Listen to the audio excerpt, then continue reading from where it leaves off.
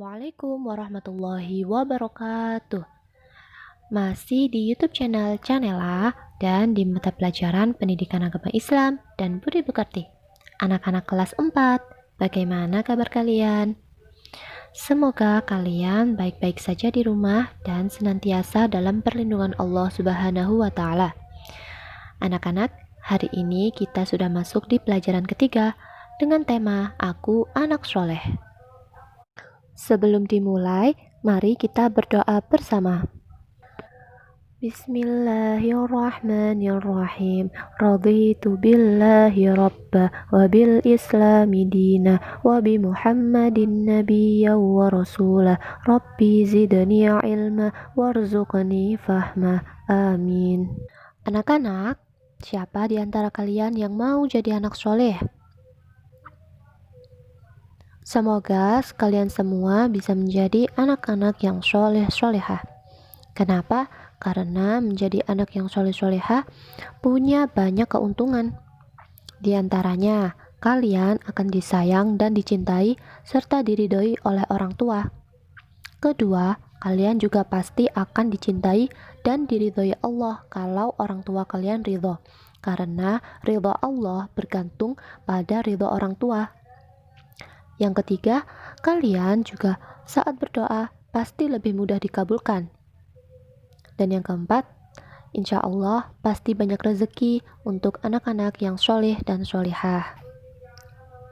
Lalu, bagaimana sih Bu caranya biar jadi anak yang soleh dan solehah? Ikuti pelajaran ini sampai selesai ya anak-anak. Yang pertama, jadi orang jujur. Ada suatu kisah tentang kejujuran seseorang di masa Khalifah Umar bin Khattab. Coba anak-anak dengarkan dan simak baik-baik ya. Pada suatu malam, Khalifah Umar ditemani pengawalnya berkeliling negeri untuk melihat dari dekat kehidupan rakyatnya. Sampai di pinggiran kota Mekah, Khalifah tertarik melihat sebuah gubuk kecil. Beliau mendengar suatu percakapan. Anakku, malam ini kambing kita mengeluarkan susu sedikit sekali. Ini tidak cukup untuk memenuhi permintaan pelanggan besok pagi. Keluh wanita itu kepada anaknya.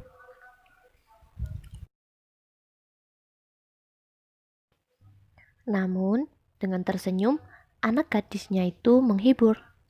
Ibu, tidak usah disesali. Inilah rezeki yang diberikan Allah kepada kita hari ini. Semoga besok kambing kita mengeluarkan susu yang lebih banyak lagi.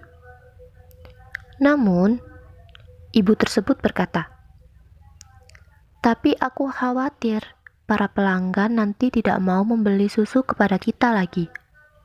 Bagaimana kalau susu itu kita campur air supaya kelihatan banyak?"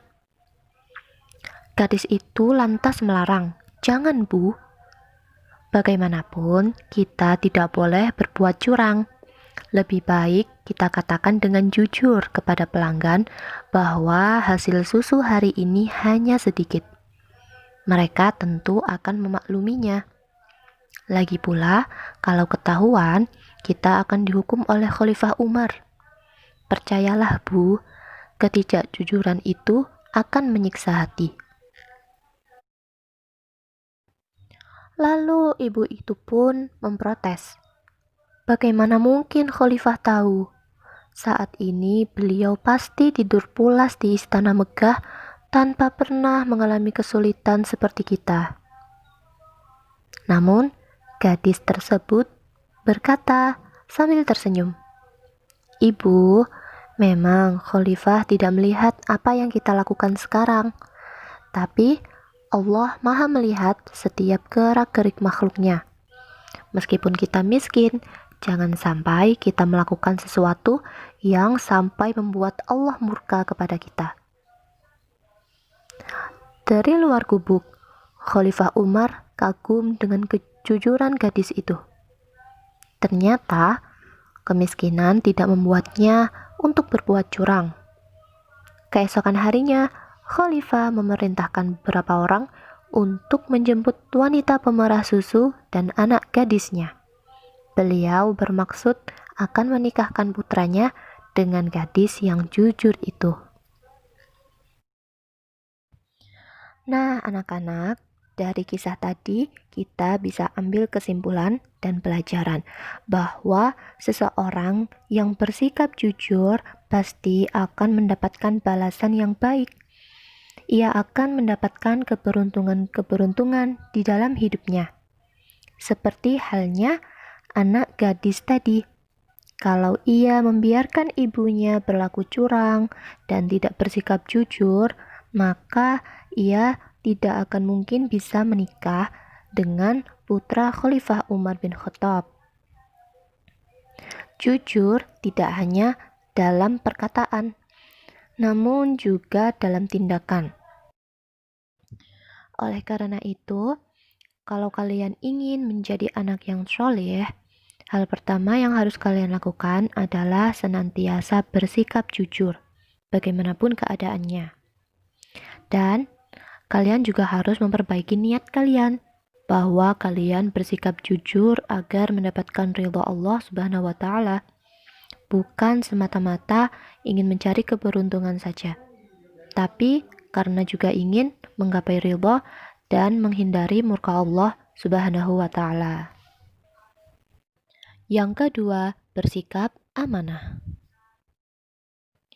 Anak-anak, ingatkah kalian bahwa Nabi Muhammad SAW mulai berdagang ke negeri Syam bersama pamannya di usia yang masih muda, yaitu di usia 12 tahun.